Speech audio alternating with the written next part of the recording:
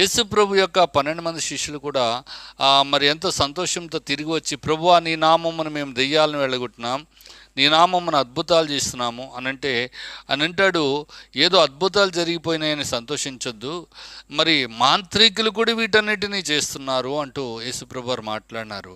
మరి దేవునికి ఉద్దేశం ఏంటి? జీవితాలని మార్చగలిగినటువంటిది దైవికమైనటువంటి వెలుగు, దైవికమైనటువంటి సత్యము. కనుక అద్భుతాలు కేవలము అద్భుతాల ద్వారా, లేకపోతే ఏదో దెయ్యాలను వెళ్ళగొట్టడం ద్వారా, లేకపోతే ఏదో ప్రవచించడం ద్వారా మాత్రమే మనము దేవుని యొక్క ప్రజలుగా ఐడెంటిటీ చేయబడతాం అనుకుంటే నిజంగా అది పొరపాటు అనిపిస్తూ ఉంటుంది మనకు. అందుకని రెండవ పేతురు 2వ అధ్యాయం 1వ వచనంలో, మరియు అబద్ధ ప్రవక్తలను ప్రజల్లో ఉండిరి, అటువలే మీలోనూ అబద్ధ బోధకులుందురు అని రాయబడింది.